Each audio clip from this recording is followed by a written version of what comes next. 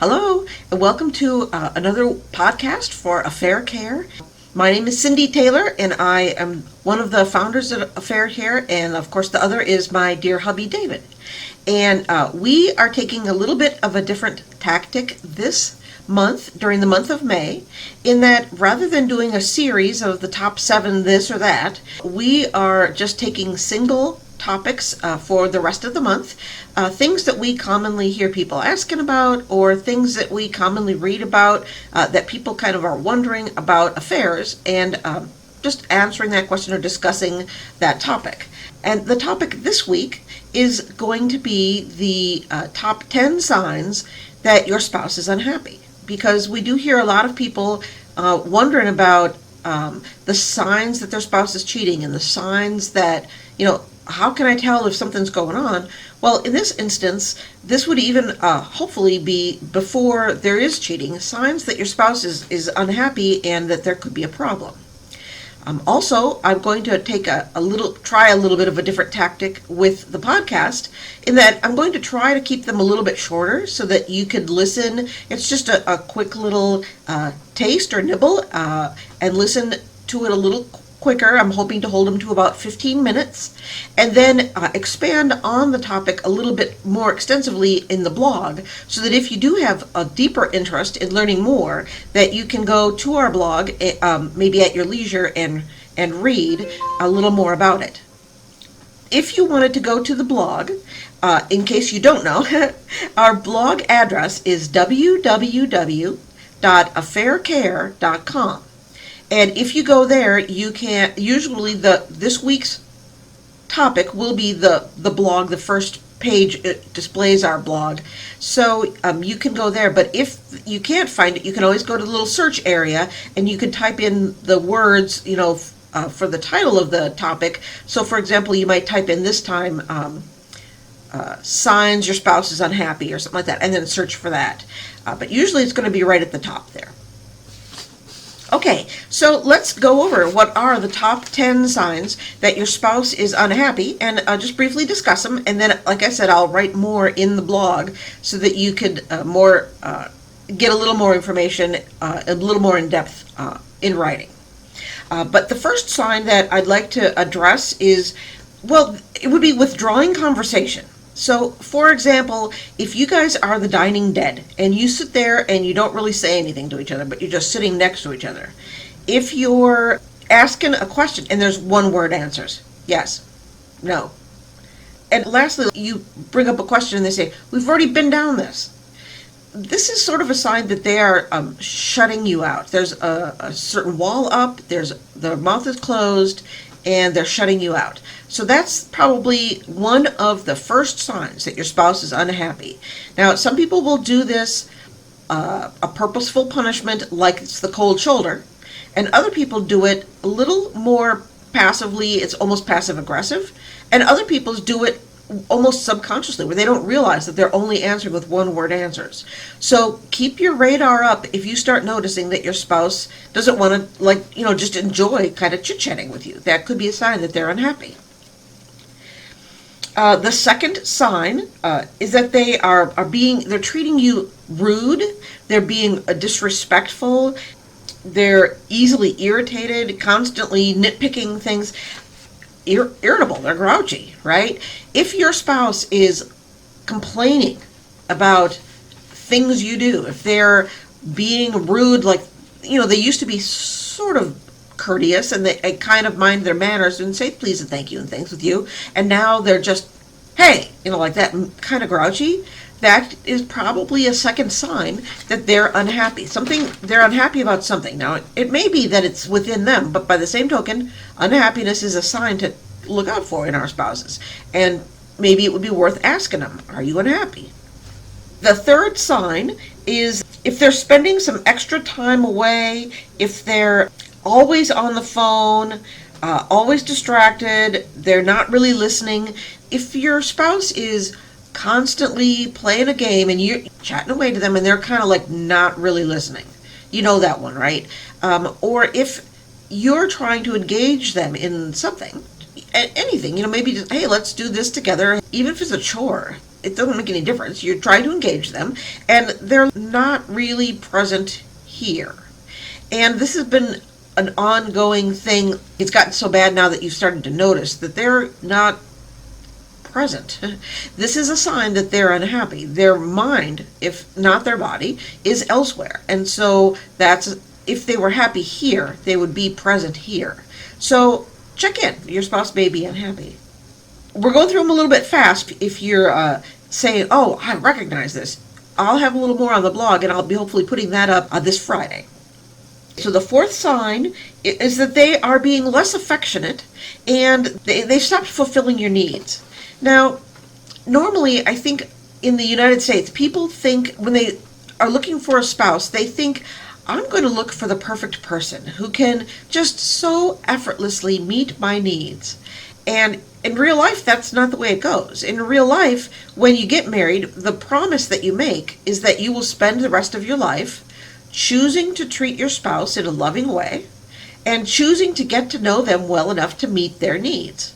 People do get in ruts, and I understand that, but if they all of a sudden become much less affectionate, they won't hug and kiss you anymore. If you go to kiss them, they kind of turn their cheek to you. Or if, they used to be medium good at fulfilling, whatever your need is. Let's say your top need is just plain touch, no biggie. And they used to be, they'd cuddle and whatnot, and you had an okay sex life, and now all of a sudden it's just different. This is a sign that they're unhappy. Something in them has closed down and shut down. And so you need to check that your spouse is not feeling happy in your marriage. Okay, the next sign that your spouse is not happy and is starting to check out and whatnot is that they are numbing themselves in some way, and people have different ways that they would numb themselves. Some people turn to drinking, and so maybe you'll notice their drinking has gone up, increased. And some people they do overeating, and they will be just munching away at the chocolate all the time. Whereas before, it may not have been the world's perfect healthy eating, but at least it was a little better. Now all of a sudden you just notice they're like totally munching it out. Some people will turn to porn. They're missing that connection that they felt with you physically, and they're unhappy, and so they'll turn to porn for some way of connecting to somebody, even though it's just a fantasy connection. And then some people will do overspending. And overspending for guys and overspending for girls is different. This is the kind of thing that I will go over on our blog, that you'll notice they're doing something that is kind of, I call it numbing, but they may not be actually numbing their feelings. It's just like their little way of compensating for the fact that they don't feel happy. So instead they do this other thing that does kind of make them happy. And this is a sign that they're not happy in the marriage, and that there could be trouble. You'll want to notice this and then address it. The next sign that your spouse might not be happy is that they're following you around like a puppy. You'll notice this one when people are, especially when they're extroverts and they like conversation, and you're an introvert and you're not as much into verbal expression. Perhaps it's much more interior and intellectual for you. They're starting to miss it. They're starting to hurt a little bit, and so they follow you around like a puppy, waiting to catch any crumb of attention you might give them. This is a sign that your marriage is in trouble because your spouse isn't happy.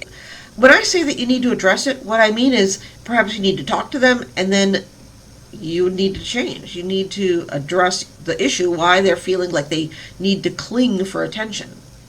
The next little sign, number 7, is that they are, again, not really paying attention. They're distracted, not listening. This one is slightly different than the one that I had mentioned before, where they're purposely spending time away from you. They're purposely not there. In the one before, it's like they're distracted. In this one, what I'm saying is they're actually spending time away from you. What I mean is they would say, They're going out to different places, they're going with other people, they're having other friends, they're focusing on, sometimes it was work or class, and sometimes that can be normal, but sometimes that can be a little bit of a sign that they're starting to be unhappy. And so if they're not getting happiness, they're going to go be someplace where they can get happiness. So they're just not there physically, they're just really spending time away from you. The next sign that your spouse is unhappy, number 8, is going to be that there's a change in sex or desire. For example, let's say it was just a normal sex life. Let's say you had 3 times a week and it was pretty satisfying and everything was okay. And it kind of was going along fairly steadily that way. And now all of a sudden, relatively suddenly, your spouse is Nanuki of the North. Cold and frigid and not wanting there's a change in the sex or their desire for sex. Likewise, a similar change would be if they suddenly are kind of a vixen or kind of trying to seduce you all the time. Where, they used to be pretty okay with the 3 times a week, and that seems to still be going on, but all of a sudden now there's this a big change in lingerie, all kinds of new positions, all kinds of new techniques that they didn't sort of have before. You'll see they're trying to reconnect with you, and one of their ideas of connecting is via sex. And so there's the big change. That's the sign that they're unhappy. Or the Nanuki part would be, I'm unhappy, and sort of punishing you because they don't feel connected to you anymore.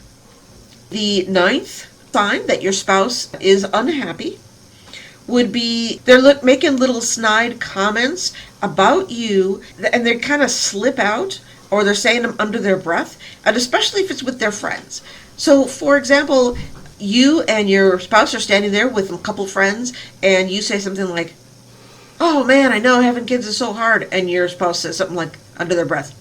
That's a little clue that there is a problem, because your spouse is indicating that they're not happy. If they're even talking to you and little snide comments are popping out, that usually is a sign that inside their head they're thinking negative things, and it's starting to overflow into their mouth, into what's coming out verbally.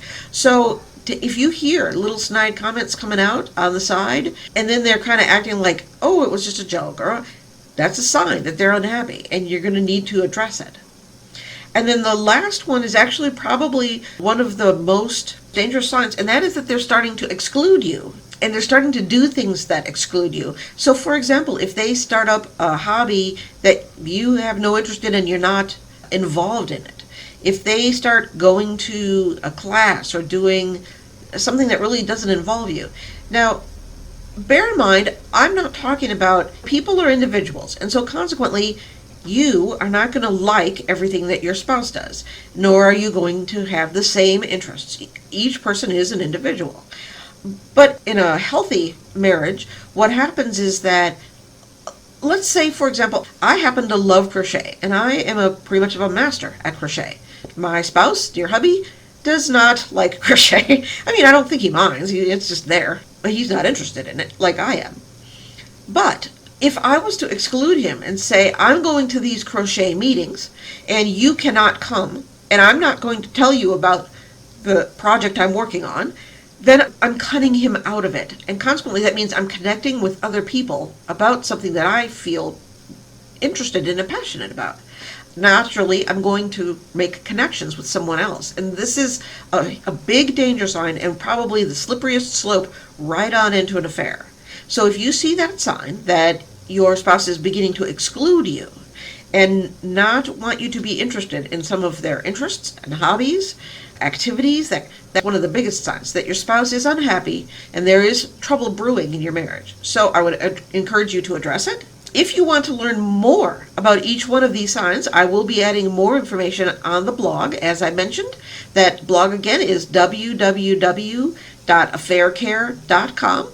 And you can pop on over and take a look at this blog so that you can learn more about the 10 signs, but also, look at some more of our articles and see if you can't find out some tips on how to deal with the issues that are going on in the marriage and hopefully save your marriage. So thanks a lot for popping in on the podcast. Hope you have a great week, and we'll see you next week. Bye-bye.